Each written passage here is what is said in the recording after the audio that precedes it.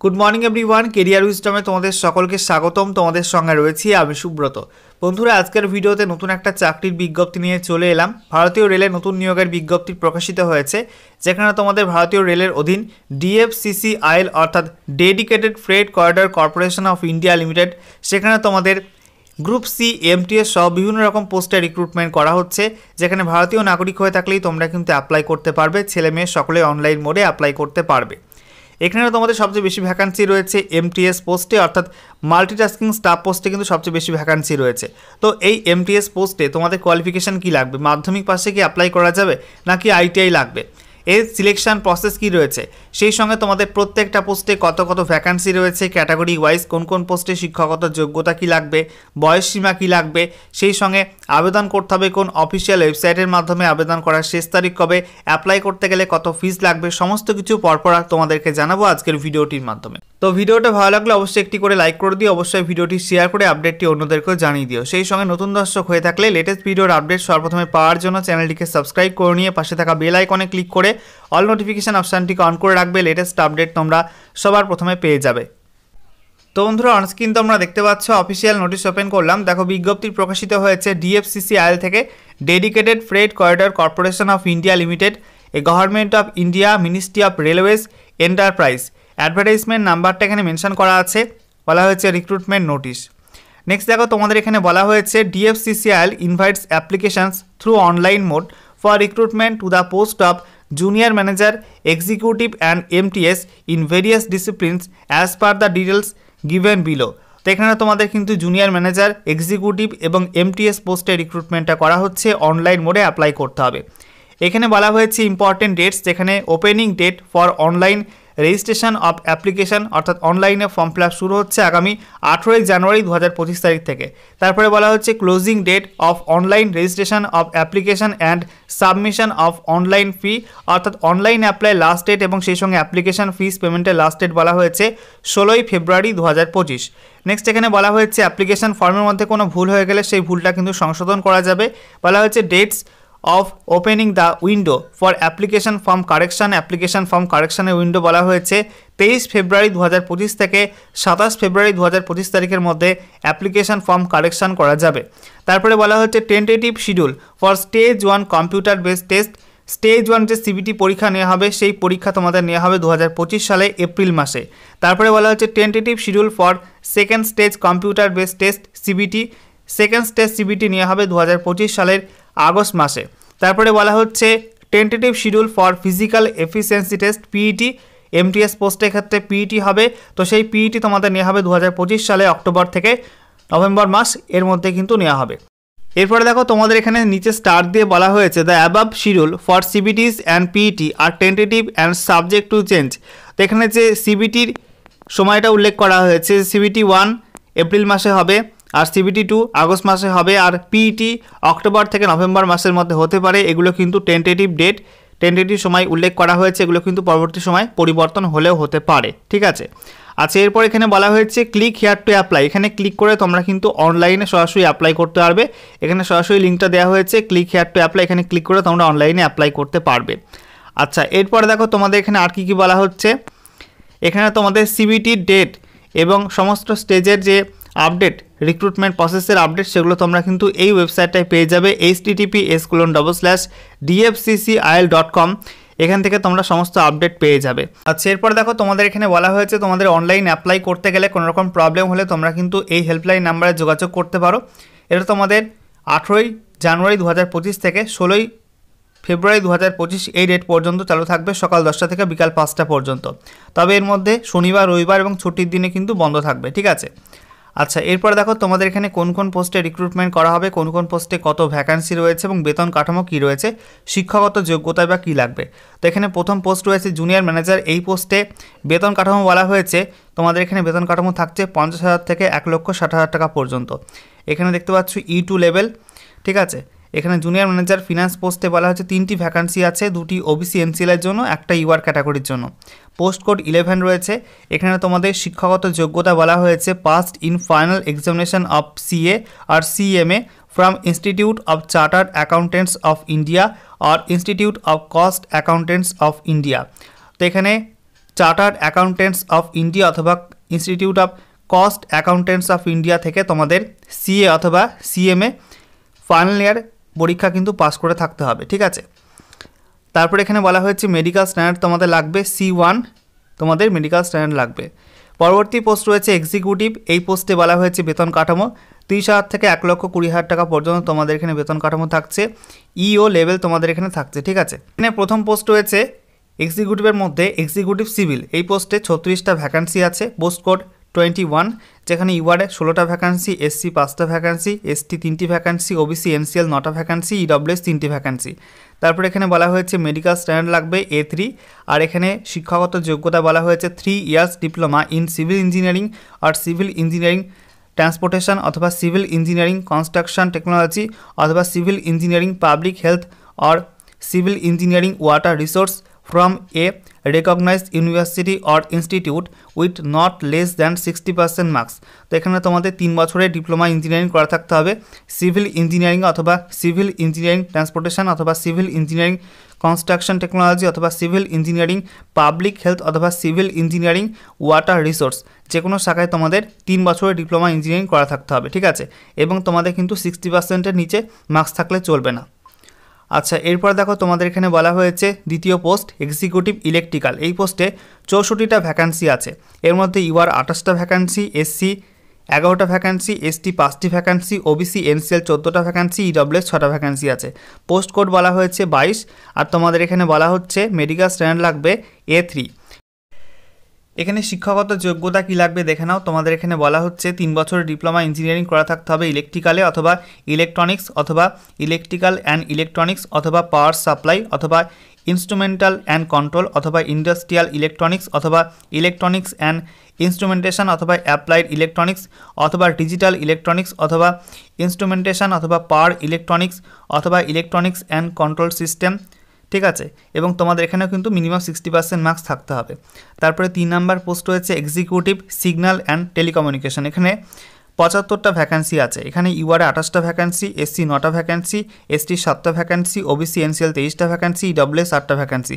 Post code বলা হয়েছে 23। এখানে তোমাদের মেডিকেল স্ট্যান্ডার্ড লাগবে A3। আর শিক্ষাগত যোগ্যতা তোমাদের এখানে বলা হচ্ছে তোমাদের 3 বছরের ডিপ্লোমা ইঞ্জিনিয়ারিং করা থাকতে হবে ইলেকট্রিক্যাল অ্যান্ড ইলেকট্রনিক্সে অথবা ইলেকট্রনিক্স অ্যান্ড কমিউনিকেশন অথবা ইলেকট্রনিক্স অ্যান্ড টেলিকমিউনিকেশন অথবা ইলেকট্রনিক্স অ্যান্ড ইনস্ট্রুমেন্টেশন অথবা ইলেকট্রনিক্স অ্যান্ড কম্পিউটার অথবা ইলেকট্রনিক্স অ্যান্ড কন্ট্রোল সিস্টেম অথবা পাওয়ার ইলেকট্রনিক্স অথবা ইলেকট্রিক্যাল অ্যান্ড কমিউনিকেশন অথবা রেল সিস্টেম অ্যান্ড কমিউনিকেশন অথবা ইলেকট্রিক্যাল অথবা ইলেকট্রনিক্স অথবা মাইক্রো ইলেকট্রনিক্স অথবা টেলিকমিউনিকেশন অথবা কমিউনিকেশন অথবা ইনস্ট্রুমেন্টেশন অ্যান্ড কন্ট্রোল অথবা ইনস্ট্রুমেন্টেশন টেকনোলজি অথবা ইনফরমেশন টেকনোলজি অথবা ইনফরমেশন অ্যান্ড কমিউনিকেশন টেকনোলজি অথবা ইনফরমেশন সায়েন্স অ্যান্ড টেকনোলজি অথবা কম্পিউটার সায়েন্স অ্যান্ড ইঞ্জিনিয়ারিং অথবা কম্পিউটার সায়েন্স অথবা কম্পিউটার ইঞ্জিনিয়ারিং অথবা micro processor from a recognized university. এখানে তোমাদের কিন্তু মিনিমাম 60% মার্কস থাকতে হবে। পরবর্তী পোস্ট রয়েছে এমটিএস অর্থাৎ মাল্টিটাস্কিং স্টাফ। এই পোস্টে বেতন কাঠামো রয়েছে 16,000 থেকে 45,000 টাকা পর্যন্ত, যেখানে N1 লেভেল অনুযায়ী বেতন দেওয়া হবে। এখানে তোমাদের বলা হয়েছে এমটিএস পোস্টে টোটাল ভ্যাকান্সি 464টা। এর মধ্যে ইউআর 194টা, এসসি 70টা, এসটি 32টা, ওবিসি এনসিএল 122টা এবং ইডব্লিউএসে 46টা ভ্যাকান্সি রয়েছে। এখানে বলা হয়েছে পিডব্লিউবিডি 33টা ভ্যাকান্সি আছে আর এক্সারিসম্যানে 113টা ভ্যাকান্সি আছে। মেডিকেল স্ট্যান্ডার্ড লাগবে A2 এবং তোমাদের এখানে বলা হয়েছে পোস্ট কোড 31 এবং শিক্ষাগত যোগ্যতা বলা হয়েছে মাধ্যমিক বা সমতুল্য পরীক্ষায় পাস করতে হবে প্লাস 1 বছরের apprentice course completed apprenticeship training করা থাকতে হবে অথবা আইটিআই কোর্স করা থাকতে হবে এনসিবিটি স্বীকৃত অথবা এসসিবিটি স্বীকৃত এবং তোমাদের আইটিআইতে মিনিমাম 60% মার্কস থাকতে হবে, ঠিক আছে। এরপর দেখো এজ লিমিট অর্থাৎ বয়স সীমা। তোমাদের এখানে বলা হচ্ছে প্রত্যেকটা পোস্টেই বয়স সীমা হিসাব করতে হবে 1/7/2025 এই ডেট অনুযায়ী। যেখানে প্রথম পোস্ট জুনিয়র ম্যানেজার, এই পোস্টে বয়স হতে হবে 18 থেকে 30-এর মধ্যে। তারপর এক্সিকিউটিভ পোস্টে বয়স হতে হবে 18 থেকে 30-এর মধ্যে এবং এমটিএস পোস্টে তোমাদের বয়স হতে হবে 18 থেকে 33-এর মধ্যে। আচ্ছা, এরপর দেখো তোমাদের বয়সের ছাড় রয়েছে। বলা হচ্ছে এসসি এসটি প্রার্থীরা 5 বছর বয়সের ছাড় পেয়ে যাবে, ওবিসি এনসিএল প্রার্থীরা 3 বছর বয়সের ছাড় পেয়ে যাবে এবং সেই সঙ্গে পিডব্লিউবিডি প্রার্থীরা কিন্তু 10 বছর এখানে বয়সের ছাড় পেয়ে যাবে, ঠিক আছে। এরপরে দেখো সিলেকশন প্রসেস। এখানে বলা হচ্ছে প্রথম পোস্ট জুনিয়র ম্যানেজার ফিনান্স, এই পোস্টে স্টেজ 1 কম্পিউটার বেস টেস্ট নেওয়া হবে, অর্থাৎ CBT 1 নেওয়া হবে, তারপরে CBT 2 নেওয়া হবে, তারপরে তোমাদের ফিজিক্যাল এফিসিয়েন্সি টেস্ট কিন্তু নেই, PET এই পোস্টে নেই, তারপরে তোমাদের ডিভি হবে অর্থাৎ ডকুমেন্ট ভেরিফিকেশন, তারপরে মেডিকেল পরীক্ষার মাধ্যমে সিলেকশন হবে। তারপরে এক্সিকিউটিভ সিভিল পোস্টে বলা হয়েছে স্টেজ 1 CBT পরীক্ষা, স্টেজ 2 CBT পরীক্ষা, তারপরে তোমাদের PET কিন্তু নেই, তারপরে তোমাদের ডিভি এবং তারপরে মেডিকেল পরীক্ষা নেওয়া হবে। 3 নাম্বার পোস্ট এক্সিকিউটিভ ইলেকট্রিক্যাল, এই পোস্টে CBT 1 হবে, তারপরে CBT 2 হবে, তারপরে বলা হচ্ছে PET হবে না, তারপরে ডিভি এবং তারপরে মেডিকেল টেস্ট নেওয়া হবে। এরপরে এক্সিকিউটিভ S&T, যেখানে তোমাদের প্রথমে CBT 1 হবে, তারপরে CBT 2 হবে, তারপরে তোমাদের বলা হয়েছে PET হবে না, তারপরে তোমাদের ডিভি এবং মেডিকেল পরীক্ষা নেওয়া হবে। এবং 5 নাম্বার পোস্ট MTS পোস্টে তোমাদের প্রথমে CBT 1 হবে, তারপরে CBT 2 হবে, তারপরে তোমাদের PET হবে অর্থাৎ ফিজিক্যাল এফিসিয়েন্সি টেস্ট হবে, তারপরে তোমাদের ডিভি হবে, তারপরে তোমাদের মেডিকেল পরীক্ষার মাধ্যমে সিলেকশনটা করা হবে। ঠিক আছে, এখানে দেখো তোমাদের বলা হয়েছে তোমাদের CBT 1 পরীক্ষা এবং CBT 2 পরীক্ষা, দুটো পরীক্ষা কিন্তু নেগেটিভ মার্কিং থাকবে 1/4 করে, অর্থাৎ 4টি প্রশ্নে ভুল উত্তর করলে কিন্তু 1 নাম্বার করে কেটে নেওয়া হবে। এখানে বলা হয়েছে CBT 1 যেটা হবে সেটা কিন্তু স্ক্রিনিং নেচার, অর্থাৎ ছাঁটাই করার জন্য CBT 1 নেওয়া হবে, ওর নাম্বারটা কিন্তু ফাইনাল মেরিটে অ্যাড হবে না, তবে তোমাদের CBT 2 যে মার্কস সেটা কিন্তু ফাইনাল মেরিট লিস্টে অ্যাড হবে। ওকে, এরপর দেখো তোমাদের বলা হচ্ছে ফার্স্টে CBT পরীক্ষায় তোমাদের 100টি কোশ্চেন থাকবে, কোশ্চেনগুলো তোমাদের MCQ টাইপের হবে এবং প্রত্যেকটা কোশ্চেনের জন্য 1 নাম্বার করে থাকবে। পরীক্ষার সময় থাকবে 90 মিনিট এবং PWBD ক্যান্ডিডেটদের ক্ষেত্রে 120 মিনিট সময় থাকবে। এখানে সিলেবাসটা বলা হয়েছে ম্যাথামেটিক্স অথবা নিউমেরিক্যাল অ্যাবিলিটি 30টি প্রশ্ন 30 নাম্বার, জেনারেল অ্যাওয়ারনেস 15টি প্রশ্ন 15 নাম্বার, জেনারেল সায়েন্স 15টি প্রশ্ন 15 number, 4 number logical reasoning and general intelligence, যেখানে তোমাদের 30টি কোশ্চেন 30 নাম্বার থাকবে, আর 5 number knowledge about railways DFCCIL এই সংক্রান্ত কোশ্চেন থাকবে, সেখানে 10 নাম্বার থাকবে, 10টি কোশ্চেন 10 নাম্বার, তো মোট 100টি কোশ্চেন থাকবে, 100 নাম্বার পরীক্ষা নেওয়া হবে। ঠিক আছে, তারপরে তোমাদের এখানে বলা হয়েছে stage 2 CBT will consist of 120 multiple choice objective type question of 1 mark each and the exam duration will be 120 minutes। তো CBT 2 পরীক্ষায় তোমাদের 120টি কোশ্চেন থাকবে MCQ টাইপের, প্রত্যেকটা কোশ্চেনের মান থাকবে 1 নাম্বার করে এবং পরীক্ষার সময় থাকবে 120 মিনিট। এখানে তোমাদের PWD ক্যান্ডিডেট হয়ে থাকলে 160 মিনিট সময় দেওয়া হবে। এবং CBT 2 সিলেবাস তোমরা কিন্তু অ্যানেক্সার 4 এর মধ্যে পেয়ে যাবে, এই নোটিফিকেশনের মধ্যে কিন্তু অ্যানেক্সার 4 এ তোমরা CBT 2 সিলেবাস পেয়ে যাবে। কোয়ালিফাইং মার্কস তোমাদের এখানে বলা হয়েছে minimum qualifying marks UR EWS এর ক্ষেত্রে 40%, OBC NCL STদের ক্ষেত্রে 30% এবং STদের ক্ষেত্রে 25% এখানে বলা হয়েছে। আর পরীক্ষার কোশ্চেন তোমাদের হবে ইংরাজি এবং হিন্দি, এই দুটি ভাষায় কিন্তু পরীক্ষার প্রশ্ন করা হবে। ঠিক আছে, অন্য কোনো রিজনাল ল্যাঙ্গুয়েজে কিন্তু কোশ্চেন থাকবে না। আচ্ছা, এরপরে আমরা দেখে নেব তোমাদের PETর মধ্যে কি রয়েছে। দেখো PETর মধ্যে MTS পোস্টে বলা হয়েছে পুরুষদের ক্ষেত্রে should be able to fit and carry 35 kg of weight for a distance of 100 meters in 2 minutes in one chance without putting the weight down।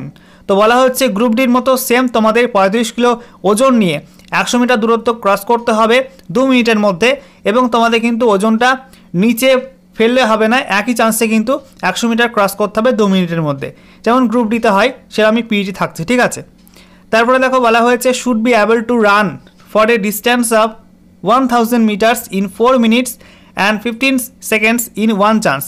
তো একটি চান্স দেওয়া হবে, সেখানে তোমাদের 1000 মিটার রান থাকবে, 4 মিনিট 15 সেকেন্ডের মধ্যে কভার করতে হবে।